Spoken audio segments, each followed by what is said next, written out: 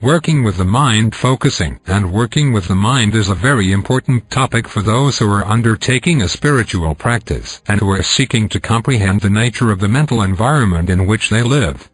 There are many questions regarding how the mind should be approached. Most people follow the mind like resigned servants. Others struggle against the mind as if it were an evil force or a great nuisance that they must contend with. For many people, the mind is either approached as something that is followed unquestioningly or is considered to be an adversary. When you undertake a spiritual practice, you soon discover how chaotic your mind is and how your thoughts vary from one thing to another without any kind of consistency or purposeful direction. You come to recognize that there are certain patterns of thinking which lead to patterns of behavior and that this is part of your conditioning from being in the world. So, working with the mind is a great challenge. To be able to still the mind, focus the mind and direct the mind's great resources is a tremendous challenge and one that requires preparation, practice and application. Let me begin now by giving you an idea of what a healthy relationship with your mind can look like. You have this mind that seems to overtake you, distract you and dominate you. It seems to govern your feelings and direct your actions, almost on its own. You begin to realize this when you begin to recognize that you have a vantage point beyond the mind from which you can observe and direct it. After all, if you can observe the mind and direct the mind, you cannot be in your mind. You are out of your mind, so to speak. This is a very important discovery and will lead you to realize that you have a relationship with your own mind. Up until this time, you were not aware of this relationship. The mind simply told you what to think and what to do and you did that, rarely thinking that perhaps you had a choice in the matter. Your mind was stimulated. It responded, and you did whatever it directed you to do. However, when you reach the point where you realize that you can stand outside your mind and observe and direct it, then you will realize that you have a relationship with your mind. It is at this point that the mind can seem to be a great adversary and a great nuisance. You wish it weren't there. Or, perhaps you wish it were more compliant to your newfound will and preferences. Some people think of the mind as a great machine which is programmed to do certain things, and it does those things repetitively and responds to the environment in predictable ways. Others consider the mind to be something evil that they want to get away from, as if it were the source of all of their suffering and misery. Still others think that the mind is a wonderful thing that they can harness, use and apply a tremendous energy or resource that they will try to harness and use to produce the things that they want. So, they try to change the mind's thinking and program the mind themselves.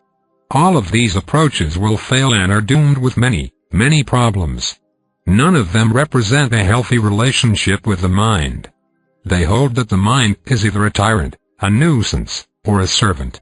This does not represent a healthy relationship. Would you want to have such a relationship with another person? Would you want another person to be a dominating influence, a nuisance or a servant? Of course not, if you want a healthy, cooperative relationship. Even though you and your mind are not on equal footing, you have a relationship nonetheless, and your mind can serve a greater purpose if it is trained to do this. The mind has a certain range of responsibility, but beyond that range it cannot function effectively. The mind primarily is here to govern the body and to enable you to interact with the environment. However, for the mind to do this effectively and constructively, you must learn to work with it, not to avoid it, dominate it, conquer it or be subservient to it. You have a personal side and an impersonal side. They together have a relationship. This relationship is something that will take a great deal of time to cultivate. As you proceed, you will realize that the personal mind needs some things. It needs certain kinds of comfort and stimulation in order to remain healthy. You realize that the impersonal side also needs certain kinds of comfort and stimulation to remain healthy and functional. Here the mind can serve you, and you can also serve the mind. If you think of your relationship with your physical body, it is easier to see that it is a wonderful mechanism that is capable of doing marvelous things. It enables you to participate in the world directly. The body has its aches and its pains, and it has its needs and its discomforts. If it is approached in a healthy way, you will see that the body is a tremendous asset which allows you to carry out something of great importance in the world. Of course, most people do not have this approach to the body. It also is seen either as a tyrant, a nuisance, or a servant.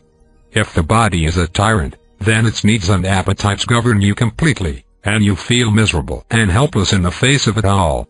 If it is a nuisance, then you tend to react to the body in a harsh and destructive way, forcing it to do things to try to prove to yourself that you can overcome it. This also happens when you treat the body like a servant. Your relationship with your body is very much like your relationship with your mind, with some important differences. First, your mind is more permanent than your body.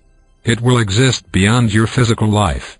Second, the mind is far more complicated and far more powerful than your body. It interacts in a mental environment that transcends the physical environment. Therefore, it is impossible to have the mind be your servant. However, it is possible for the mind to serve you, but the relationship has to be far more cooperative. Servants are generally treated with a minimal amount of respect and regard, and a great deal is asked of them. This cannot be a healthy approach to the mind, nor can it be a healthy approach to the body. Both have their needs and both have their great services. Yet the mind provides a greater service than the body, for the personal mind serves as a medium between physical life and your spiritual reality. It interacts with both of these great domains and serves as a membrane through which information can pass from your spiritual reality into physical life. This can only be realized and experienced if the mind is held to be a great servant and a great mechanism for service in the world. It cannot be your personal servant. You cannot use it simply to acquire more money, more love, and more advantages. When this is the case, you do not respect its greater abilities or its greater meaning. To use the mind for selfish ends such as these will only bring disaster to you. That is why we point instead to a greater form of development for the mind. How is this development achieved? Development is achieved by following a preparation for training and discernment that you have not created for yourself. This preparation has been provided in many forms. For those who respond to the greater community and have a relationship with the greater community way of knowledge has been provided. The way of knowledge is an appropriate means to train the mind and also to generate a healthy relationship with the mind. Because the mind is a limited mechanism, though far more expansive than the body, it poses certain problems. First of all, it must be trained properly and wisely. It cannot be trained for purely personal reasons, for it must serve a greater reality and a greater need within you. You will need to redirect some of your thoughts, but knowledge within you must be the source of this instruction. You, personally, cannot do it. Likewise, you personally cannot make the body do things that the body cannot do without creating great harm to yourself physically. The mind, then, is a great resource, but you need to have a healthy relationship with it.